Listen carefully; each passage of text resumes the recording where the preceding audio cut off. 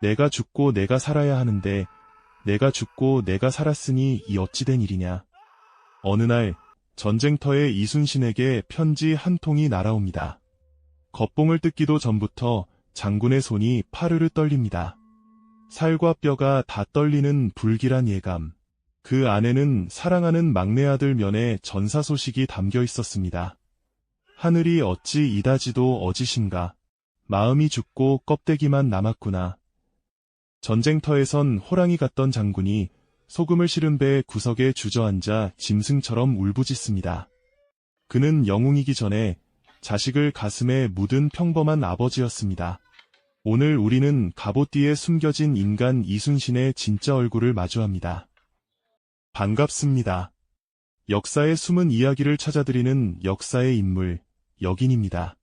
장장 5부에 걸친 이순신 장군의 대장정, 여러분과 함께 달려왔습니다. 우리는 지금까지 23전 23승의 신화, 그리고 나라를 구한 불멸의 성웅을 보았습니다. 하지만 오늘 이 외전에서는 조금 다른 이야기를 해보려 합니다. 오늘 우리는 위대한 영웅이 목숨처럼 사랑했던 두 여자, 그리고 그의 가슴을 갈갈이 찢어놓았던 한 사람의 이야기를 꺼내보려 합니다.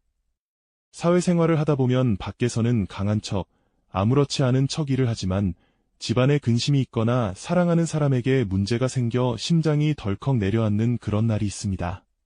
이순신 장군 역시 우리와 똑같은 가장이었습니다. 아니, 오히려 우리보다 훨씬 더 가혹한 운명을 짊어진 채 피눈물을 흘렸던 남자였습니다.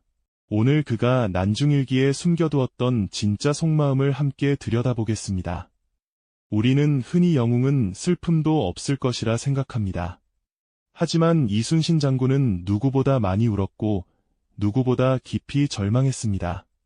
나라를 지키느라 정작 자신의 어머니를 지키지 못했고 사랑하는 아들을 먼저 보내야 했던 그 무거운 죄책감. 그 지옥 같은 시간을 그는 어떻게 견뎌냈을까요?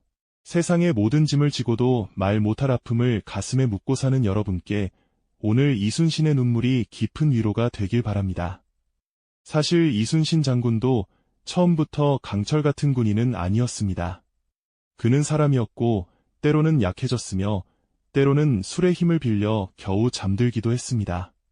어머니의 안부를 걱정하며 점괘를 쳐보고 아픈 아내를 생각하며 한숨 짓던 그 인간적인 모습들. 그가 전쟁의 포화 속에서 촛불을 켜고 매일같이 써내려간 일기인 난중일기를 보면 박제된 위인이 아니라 우리 곁에 살아있는 한 남자의 숨소리가 들리는 듯합니다. 오늘 우리는 그 숨소리를 따라가 보겠습니다. 이순신의 위대한 역사는 사실 그가 사랑한 첫 번째 여인, 아내 상주 방씨 부인의 헌신에서 시작되었습니다. 여러분, 지난 일부에서 이순신 장군이 32살까지 백수로 지냈다는 이야기 기억하시죠? 당시 10년이 넘는 긴 시간 동안 남편의 뒷바라지를 도맡았던 사람이 바로 방씨 부인이었습니다. 그녀는 보성군수를 지낸 방진의 외동딸이었는데 장인어른이 사위 이순신의 재능을 알아보고 무과로 전향하게 한 것도 유명한 일화입니다.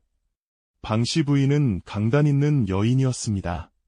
남편이 활쏘기 연습을 하다가 낙심하면 대장부가 그깟 일로 마음을 쓰냐며 꾸짖기도 하고 자신의 치마를 찢어 화살깃을 만들어주며 격려했습니다. 이순신이 전쟁터에서 마음 놓고 싸울 수 있었던 건 집안을 든든히 지키며 자식들을 키워낸 아내의 강인함 덕분이었습니다.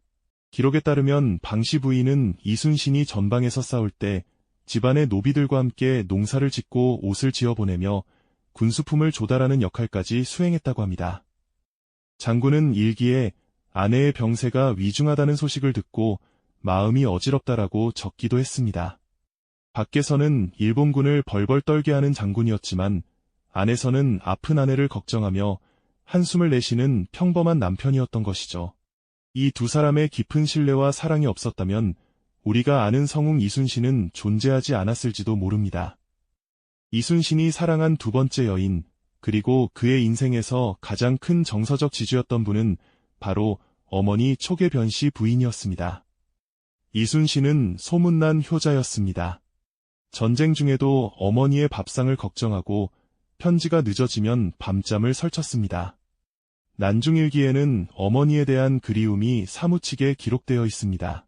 어머니를 떠난 지 벌써 몇 해인가. 꿈속에서라도 뵙고 싶다. 그런데 운명은 참으로 잔인했습니다. 장군이 모함으로 감옥에 갇혔다가 풀려나 백의종군하러 가는 길에 어머니의 부고를 듣게 된 것입니다. 죄인의 신분으로 상복조차 제대로 입지 못하고 길 위에서 쓴 난중일기에 기록된 바에 의하면 그날의 처절한 심경이 고스란히 적혀 있습니다. 내려가 어머니의 영전에 절을 하니 슬픔으로 가슴이 찢어지는 듯하다. 하늘이 어찌 이리도 어지신가. 나 같은 죄인이 어디에 있겠는가. 장군은 어머니의 시신을 부여잡고 피를 토하며 울었지만 죄인의 신분이라 장례도 다 치르지 못하고 서둘러 전장으로 떠나야 했습니다. 평생 나라를 위해 헌신한 대가가 어머니의 임종조차 지키지 못한 불효라니 그 무거운 슬픔을 장군은 평생 가슴에 안고 살았습니다. 그는 일기에 어머니를 생각하면 눈물이 앞을 가려 붓을 들 수가 없다라고 고백했습니다.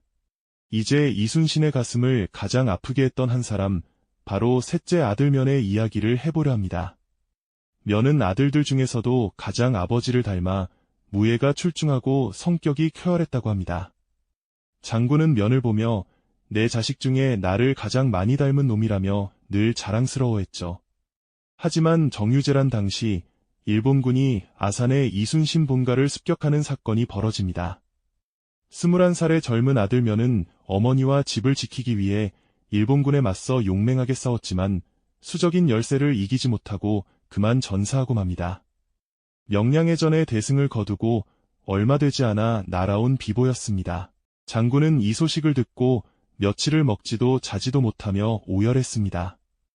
전쟁터 막사 안에서 등불 하나에 의지해 써내려간 난중일기에는 자식을 잃은 아비의 피눈물이 가득합니다. 내가 죽고 내가 살아야 이치가 맞는데 내가 죽고 내가 살았으니 이 어찌된 일이냐. 마음이 죽고 껍데기만 남았구나. 그는 부하들이 볼까 밥의 구석진 곳에 숨어 울었습니다. 영웅이라는 이름 때문에 대놓고 울지도 못했던 고독한 아버지의 뒷모습. 우리는 승리의 환호성 뒤에 가려진 이 처절한 통곡 소리를 기억해야 합니다. 면의 죽음 이후 이순신의 건강은 급격히 악화되었습니다. 그는 일기에 밤마다 면의 이름표를 만지며 운다라는 기록을 남기도 했습니다. 그리고 장군의 곁을 끝까지 지킨 장남회의 이야기도 빼놓을 수 없습니다. 회는 임진왜란 내내 아버지와 함께 배를 타고 전장을 누볐습니다. 그는 아들이자 가장 믿음직한 전우였습니다. 우리가 보았던 오부의 마지막 장면, 노량해전에서 이순신이 적탄에 쓰러졌을 때 그를 안아준 사람도 바로 아들 회였습니다. 아버지는 마지막 순간 내 죽음을 알리지 마라는 유언을 남겼고 아들은 그 피 맺힌 유언을 지키기 위해 아버지를 가마니로 덮었습니다. 그리고 아버지를 대신해 북채를 들고 울면서 북을 쳤습니다. 아버지가 돌아가셨는데 소리내어 울지도 못하고 북을 쳐야 했던 그 아들의 심정은 어땠을까요? 그 아버지의 그 아들이라는 말이 절로 나오는 장엄한 장면입니다. 이순신 장군도 우리와 같은 사람이었기에 마음이 힘들 때면 기대고 싶은 구석이 있었습니다. 그는 의외로 술을 무척 좋아했습니다. 난중일기를 보면 술에 취해 밤을 지새웠다거나 부하들과 술잔을 기울였다는 기록이 아주 많습니다. 전쟁의 중압감, 아들을 잃은 슬픔, 그리고 위장병으로 고생하면서도 그 독한 술로 마음에 불을 끄려 했던 것이죠.